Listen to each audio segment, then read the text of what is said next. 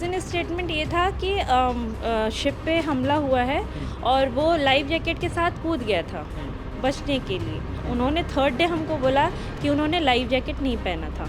Ship के details sister को भेज दिया था कि मैं जल्दी आऊँगा, 2 अगस्त तो उसका बर्थडे आता है, या तो उस टाइम पे, नहीं तो रक्षाबंधन तक तो रिटर्न आ ही जाऊँगा। एक ने बोला कि वो आर्टिकल गलत नहीं था, वहाँ की नेवी है, उन्हें 2 लड़के तैर कर आके बैठे हुए मिले हैं। तो ये बात एम्बेसी अभी तक नहीं बता रही है, ना कोई हमको बता रहा है। भारत सरकार से ये हम करेंगे कि अभी जैसे हमारे बच्चे हैं वहाँ पर, अभी जो वार वगैरह चल रही है, अभी इसके चलते अगर भारत सरकार वहाँ कांटेक्ट करे, विदेश मंत्री या जो भी जैसे भी है वहाँ का, और उसको वहाँ से निकालने की कोशिश करे। सीधी सी शंका हमारी वैसी जा रही है कि उनका कोई भी जो है मतलब मिसयूज़ ना वहाँ पे कर लिया जाए, कि उनको वर्दी पहनाकर जिस तरीके की पीछे घटनाएं हुई हैं कि बॉर्डर पे ले जाकर जो है इस तरीके का उनको वार में झोंक दिया जाए या उनके साथ में कोई भी चीज़ें हो जाएं, इसकी पूरी आशंका पूरे परिवार को सता रही है। जितने भी लोग हैं वहाँ पे, जितने भी लोग हैं मेरे भाई के साथ साथ, उनको प्लीज़ जल्दी से जल्दी इंडिया वापस लेकर आइए, because the whole family is waiting for them.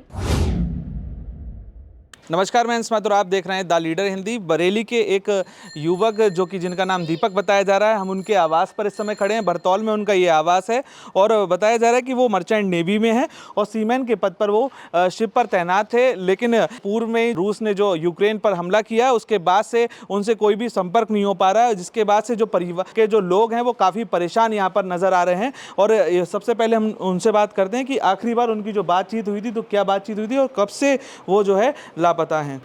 Sandhya ji, कब आपकी आखिरी बार बात हुई थी उनसे? हमारी 19 जुलाई को बात हुई थी, ग्रुप कॉल पे हुई थी। फिर 24 जो हमला हुआ 25 जुलाई को, उससे एक दिन पहले सिर्फ मेरी मदर से बात हुई थी उनकी, क्योंकि उनका फ़ोन टूट गया था। तो फॉर अ मिनट सिर्फ वो उन्होंने बात किया था मम्मी से। जब भी हमारी कॉन्वर्सेशन हुई है, कभी ऐसा फील हुआ ही नहीं था कि कभी कुछ भी हमें सुनने को मिलेगा। So everything was so normal. तो कभी हमने कुछ भी ऐसा एक्सपेक्टेशंस तो नहीं रखा था, या कुछ भी हमने ऐसा थॉट भी नहीं आया था हमारा फॉर अ सेकेंड कि कुछ भी है करके। मेरी सिस्टर से उसने ज़रूर एक दिन बोला था कि ये डॉक्यूमेंट्स रख लेना, बहुत काम आएगा। प्लस उसने पैसे भेज के उसको बर्थडे विश किया था कि कुछ भी खा लेना। तो सिर्फ वो एक अटपटा सा उसका जो भी स्टेटमेंट था, वो चीज़ सिस्टर को ऐसा लगा कि ऐसा उसने क्यों बोला। बट एज सच हमने कुछ भी ऐसा कोई थॉट प्रोसेस नहीं था, और हमें कुछ भी पता नहीं था। तो कोई आइडिया नहीं था हमें कि कुछ भी ऐसा हमें सुनने को मिलेगा। क्या डॉक्यूमेंट भेजा था उन्होंने? शिप के डिटेल्स भेजे थे वो। अच्छा, शिप के कभी ऐसा जल्दी नहीं शेयर करता था चीज़ें कि आप ये देखो या जो भी है, घर पे रहेगा या उसके साथ रहेगा, तो मम्मी को पता होता था। बट उस टाइम पे उसने सिस्टर को भेज दिया था कि मैं जल्दी आऊँगा, 2 अगस्त तो उसका बर्थडे आता है, या तो उस टाइम पे, नहीं तो रक्षाबंधन तक तो रिटर्न आ ही जाऊँगा। अच्छा, ये शिप जा कहाँ रही थी अगर बात करें तो? जो क्योंकि उन्होंने डिटेल शेयर कर दी थी, तो ये कुछ कंफर्म हुआ कहाँ जा रही थी शिप, कहाँ से कहाँ तक? यूक्रेन से ये वापस टर्की जा रही थी। वो शिप वहाँ पे ऑलरेडी 7 दिन रही है और उसके बाद से उसने हमें ज़्यादा कुछ डिटेल नहीं बताया था। बट यूक्रेन जाने से पहले उसने रिज़ाइन के लिए दिया था, क्योंकि उनका पीरियड पूरा हो चुका था। तो लेकिन जो कैप्टन था उसने बोला कि नहीं, अभी कोई रिलीवर आया नहीं है, तो हम ऐसे नहीं भेजेंगे। नहीं पता हमें, उन्होंने वहीं पे 3 मंथ का जो पेपर है उसमें दिया, एक्सटेंड किया है अच्छा, पीरियड। तो जो भी है वो पेपर उसने मुझे भेजा था कि ये पेपर है, ऐसा कुछ रखना। उधर गए, उसके बाद से नॉर्मली बात हुई है और ऐसा कुछ हुआ नहीं था। बट मुद्दा यहाँ है कि 24 को नॉर्मल बात हुआ, 25 को जो भी हुआ वहाँ पे हमको इन्फॉर्मेशन 26 को दिया इन्होंने। किसने दिया है? कंपनी वालों ने दिया, जो इंडिया में कंपनी है उन्होंने बताया। और उसमें भी इन्होंने ये नहीं बताया कि शाम को हुआ था ऐसा कुछ, जबकि वहाँ पे ये सारा मामला शाम के टाइम पे हुआ है, 5 बजे के आसपास। मतलब 25 की शाम को? 25 की शाम को हुआ है और हमें 26 को इन्होंने 1 बजे के आसपास, 1:30 बजे के आसपास बताया है। तो बहुत लेट किया बताने में पहली बात तो। उसके बाद से ये भी है कि रेस्क्यू टीम वहाँ पे बार बार हमला हो रहा था तो ये बोला कि सर्च ऑपरेशन नहीं चल पाया, तो रेस्क्यू नहीं कर पाए। उसके बाद से हमें ना ही किसी का कॉल आया है, ना ही कुछ, उल्टा हम एम्बेसी को कॉल करें या किसी को कॉल करें कि हमें कहीं से इन्फॉर्मेशन मिल जाए। इतना कुछ होने के बाद भी कभी एम्बेसी वालों का स्टेटमेंट कुछ होता है, दूसरे दिन हमने जब कॉल किया तो उनका स्टेटमेंट कुछ और था। पहले दिन जब आपकी बात हुई तब उनका क्या स्टेटमेंट था? उस दिन स्टेटमेंट ये था कि शिप पे हमला हुआ है और वो लाइफ जैकेट के साथ कूद गया था बचने के लिए, एक साथ में और लड़का वो कूदे थे।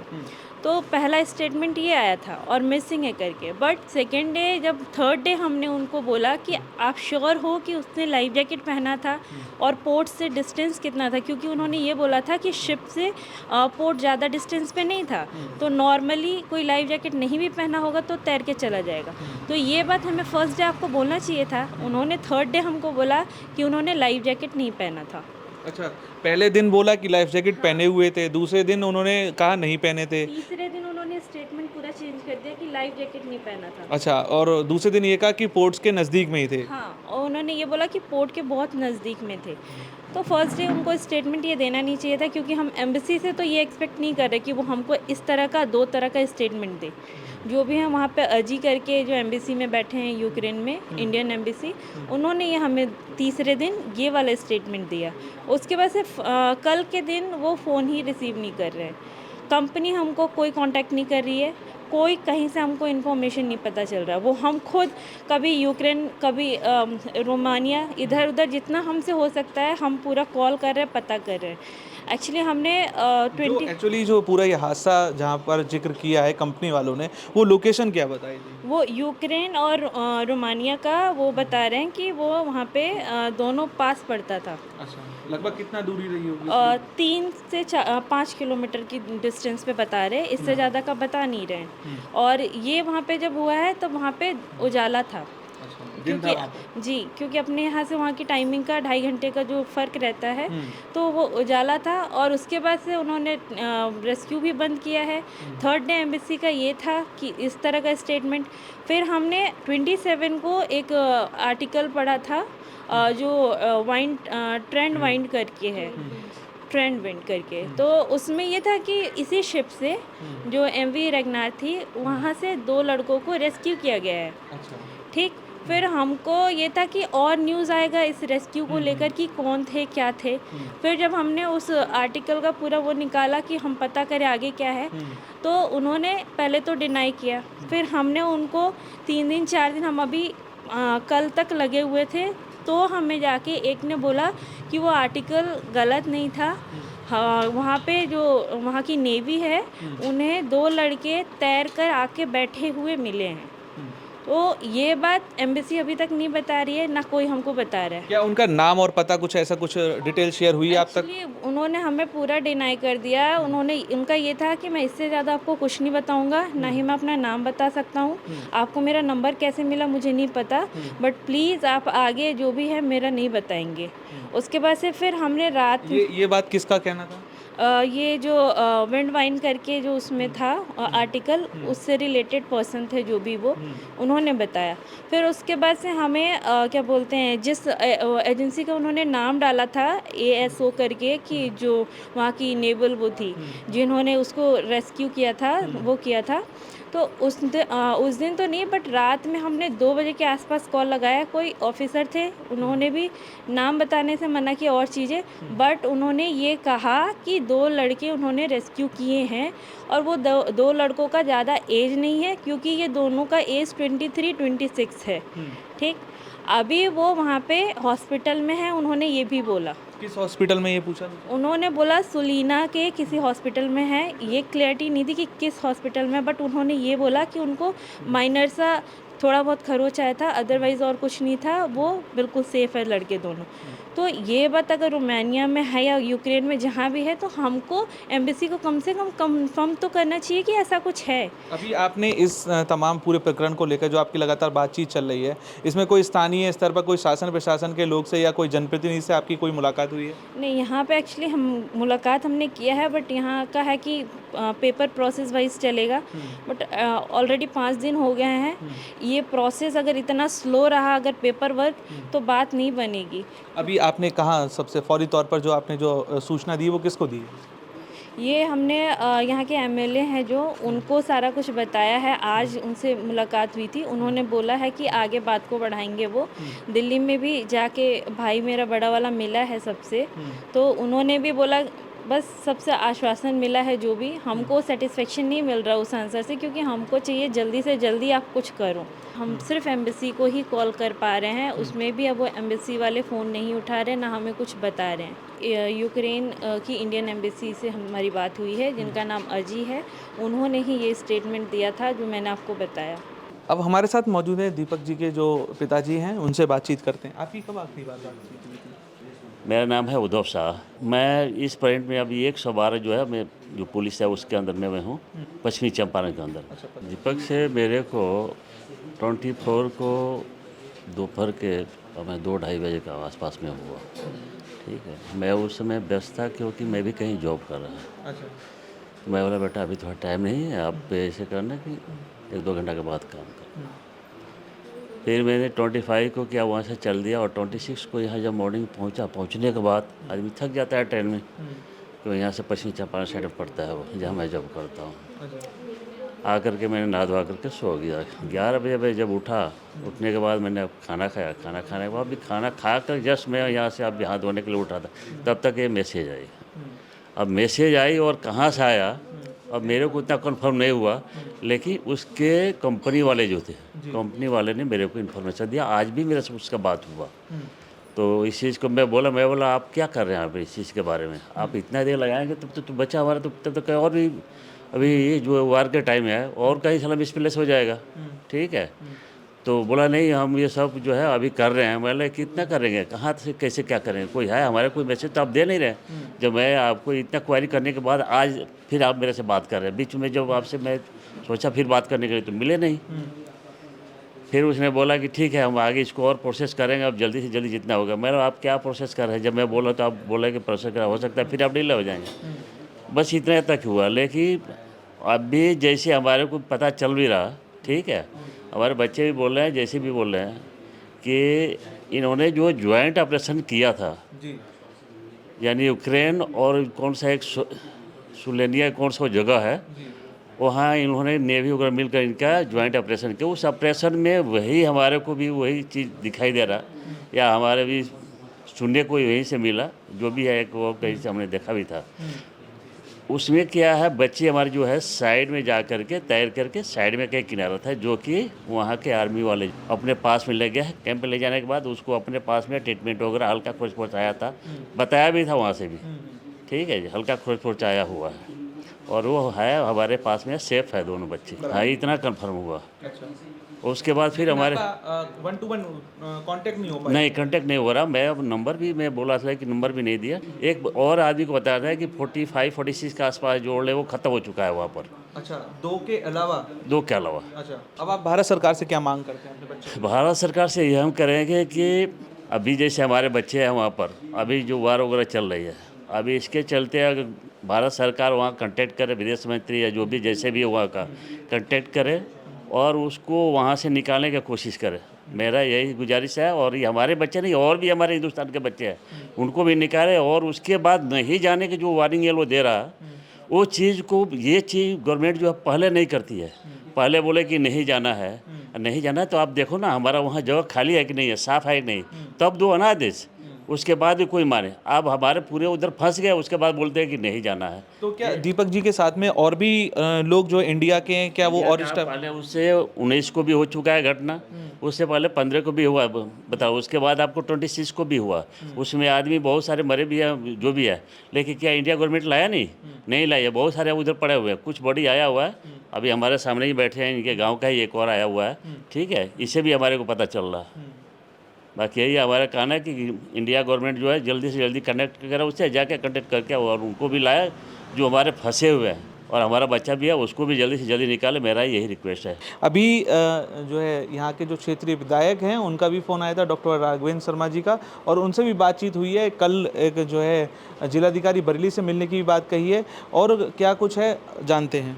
अभी जो हमारी आज एमएलए सर से बात हुई है, मैं उनके ऑफिस गई थी, तो उन्होंने टाइम निकाल के पूरी बात सुनी। डे 1 से जितना भी कुछ हुआ है, हम पिछले 4-5 दिन हमने अपने जो प्रधान जी हैं उन्होंने हमारी काफ़ी सपोर्ट किया था, उनको जितना उनका रीच था ही हैज़ ट्राइड।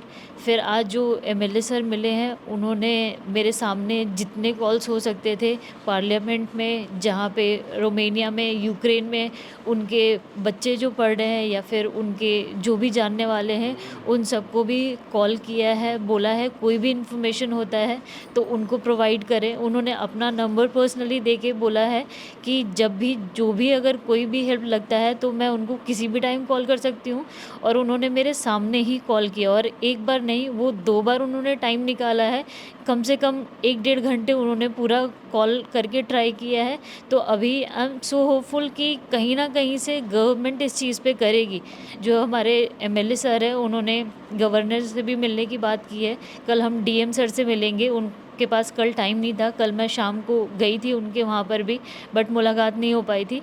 तो हम जस्ट ये होप कर रहे हैं जिस तरह से मोदी जी ने पहले ऑपरेशंस कराकर जो यूक्रेन में बच्चे स्टूडेंट्स फंसे हुए थे उनको निकाला था, उसी तरीके से अभी जो भी लोग जो जितने भी सीफेयरर्स और अराउंड द वर्ल्ड जो जा रखे हैं ईरान में और यूक्रेन में जो भी है वहाँ पर, उन सबको उसी तरीके से निकालेंगे। जितने भी लोग हैं वहाँ पे, जितने भी लोग हैं मेरे भाई के साथ साथ, उनको प्लीज़ जल्दी से जल्दी इंडिया वापस लेकर आइए, because the whole family is waiting for them. हमारे पास कोई इन्फॉर्मेशन नहीं होता है अदर देन न्यूज़ चैनल और द पीपल जिनसे भी हम मिलते हैं, जिनसे बात हो पाती, सिर्फ इसी उम्मीद के साथ कि हमसे क्वेश्चन नहीं पूछा जाएगा, आप हमें आंसर करेंगे वहाँ से। तो इस टाइम पे हमें जाके बताना पड़ रहा है जो हमारे पास इन्फॉर्मेशन है। गवर्नमेंट क्या कर रही है? नेक्स्ट आप प्रेस रिलीज़ करते हो मिनिस्ट्री ऑफ एक्सटर्नल अफेयर्स का कि you are in touch with the family members of 2 missing people. कौन आया हमसे बात करने के लिए? हमारे लोकल प्रधान सिर्फ हमारे साथ यहाँ बैठ के ही वॉज हिमसेल्फ क्राइंग कि कुछ कहीं से इन्फॉर्मेशन मिल जाए। वो सिर्फ ये चाह रहे थे कि कोई गलत न्यूज़ ना फैले। हम अपने पेरेंट्स को थोड़ा इन्फॉर्मेशन दे पाते हैं कि क्या है क्या नहीं है, जितना लिमिट होता है हम उनको पूरी बात नहीं बता सकते हैं। But at the same time हम दिन रात हमारे घर खाने पीने का, सोने का कोई टाइम नहीं है। जब से ये न्यूज़ मिली है हम सब कुछ छोड़ छाड़ के सिर्फ घर में बैठे हैं, और मेरा एक भाई दिल्ली में जाके बैठा है, वो पूरे दिन जाके मिनिस्ट्री ऑफ एक्सटर्नल अफेयर्स जो पार्लियामेंट है उधर आसपास घूमता है कि कहीं किसी से बात हो जाए और कोई इन्फॉर्मेशन उसको मिल जाए। बट जब भी हम किसी से मिलते हैं तो पहले हमें जो इन्फॉर्मेशन है वो हमें प्रोवाइड करना पड़ता है। गवर्नमेंट इतनी केपेबल है, हमारे रिलेशंस इतने अच्छे हैं, हम सब पे बिलीव करते हैं। मेरे father he has serve for Indian Army for more than half of his life, 36 years कम नहीं होते। गवर्नमेंट के लिए काम किया, तो आज गवर्नमेंट सपोर्ट क्यों नहीं करे मेरे फादर को? यहाँ आके अगर नहीं बता सकते, हमें कोई तो मिले जो कि आके खुद से बात करे। हम जितना पता चल रहा है एक स्टेप हम आगे बढ़ पा रहे हैं। जिस दिन हमें जो पता लगता है हम सेम टाइम पे करते हैं। उधर मेरा भाई कर रहा है, इधर मैं कर रही हूँ, बट उसके अलावा हमारे पास क्या सोर्सेज क्या है अदर देन न्यूज़ चैनल? तो प्लीज़ जो भी है आप रेस्क्यू ऑपरेशन अपने कंट्री से भेजें किसी तरीके से। यू आर द बेटर जज ऑफ दिस सिनेरियो कि आप क्या कर सकते हैं, बट प्लीज़ जो भी हो सके आपसे पॉसिबल वे आप करें। We are very powerful country right now and we hold a position, तो हमें वो चीज़ करके हम कर सकते हैं। I definitely believe, and my whole family believe in the government. We are supporting government, so we are just hoping कि कुछ तो आप हमें information दें real जो सिनेरियो है वहाँ पर। मेरा नाम मोनू चौधरी है जी और पिछले 12 साल से मेरे साथ में ये हमारा फ्रेंड जो है रह रहा है और 19 तारीख को हमारी लास्ट टाइम इनसे बात हुई थी वीडियो कॉल पर। तो बोल रहा था कि बर्थडे है मेरा 2 अगस्त का और मैं आ जाते हैं भैया, तैयारी कर रहे हो आप अपनी, मैं 1 तारीख को यहाँ पर आ जाऊँगा। अभी लेटेस्ट आज की ही जानकारी में ये भी बताया मेरे भाई ने कि वहाँ पर जो सेकंड ऑफिसर है उन लोगों को जो 10-12 लोग वहाँ पे रेस्क्यू करे जहाज़ से, इसी जहाज़ से उनको उसी हॉस्पिटल में ले जाया गया जहाँ पे इन दोनों को रखा गया है, लेकिन दोनों को मिलने नहीं दिया गया। जब वहाँ की लोकल मीडिया ने उनसे ये पूछना चाहा कि जो 2 लोग थे उन्होंने किस तरीके के कपड़े पहने हुए थे तो आइडेंटिफाई करने के लिए, तो जो कैप्टन हैं वहाँ के उस शिप के जो एजीएन रगनार है उन्होंने बताया कि इस तरीके का कपड़ा पहना हुआ था। तो उन्होंने और इसकी पुष्टि करी है कि हाँ उन लोगों को रेस्क्यू कर लिया गया है, लेकिन नहीं मिलने दिया जा रहा है। ये क्यों नहीं मिलने दिया जा रहा है इसके बारे में अभी भी कुछ ऐसा नहीं है। शंका आप लोगों को लग रही है क्योंकि युद्ध के माहौल में यूक्रेन और रूस काफ़ी लंबे समय से है, दोनों तरफ भारी संख्या में जो है लोगों की क्षति हुई है, मैन पावर की कमी है। इससे पूर्व में भी ये सामने आ चुका है कि रूस ने जो है भारतीय जो काम करने गए थे उनको फौजी बनाकर बॉर्डर पे छोड़ दिया और वो जैसे तैसे जान बचाकर अपनी जो है वापस आए हैं। तमाम उन्होंने वीडियो अपने परिवार से साझा की और यहाँ पर विदेश मंत्रालय का जो हस्तक्षेप हुआ उसके बाद वो जो वापस आए। तो क्या लग रहा है कि यहाँ भी यही सब चीज़ें की जा रही हैं? जी, यहाँ पर यही आशंका हम ही सभी लोगों को हो रही है और जो वहाँ से जानकारी हमें प्राप्त हो रही है अपने भाई के द्वारा या किसी मित्रगण वगैरह के द्वारा कि वहाँ पे इसी तरीके की शंका है। बाकी और कोई हमें वैसा नहीं लग रहा है कि उनकी आइडेंटिटी को क्यों छुपाया जा रहा है या उन लोगों को क्यों नहीं बताया जा रहा है। ना एमबेसी को रिपोर्ट दी जा रही है, ना परिवारजन तक कोई भी चीज़ें इस तरीके का मैसेज हम लोगों तक पहुँचाया जा रहा है, ना वहाँ पर अभी भी लोग मौजूद हैं जो जहाज़ पे थे, ना उनसे मिलवाया जा रहा है। ऐसा क्यों है? इसके कारण जो सीधी सी शंका हमारी वैसी जा रही है कि उनका कोई भी जो है मतलब यूज़ मिसयूज़ ना वहाँ पे कर लिया जाए, कि उनको वर्दी पहनाकर जिस तरीके की पीछे घटनाएं हुई हैं कि बॉर्डर पे ले जाकर जो इस तरीके का उनको वार में झोंक दिया जाए या उनके साथ में कोई भी चीज़ें हो जाएं। इसकी पूरी आशंका पूरे परिवार को सता रही है। इसी चीज़ को लेकर सभी लोग बहुत परेशान हैं। तो आपने देखा कि तमाम वो आशंकाएं हैं वो लगातार जो है परिवार के मन में है और उसके बाद उनका कहना है कि जल्द से जल्द भारत सरकार को इसमें हस्तक्षेप करना होगा और सकुशल जितने भी वहाँ पर भारतीय फंसे हैं वो अपने परिवार के इस बच्चे यानी दीपक की ही केवल वापसी की मांग नहीं कर रहे हैं, वो सकुशल तमाम उन भारतीयों की भी वापसी की मांग कर रहे हैं जो अभी उस क्षेत्र में फंसे हुए बताए जा रहे हैं। आप देख रहे हैं the leader Hindi, camera person Prashant Saxena के साथ मैं अंश माथुर।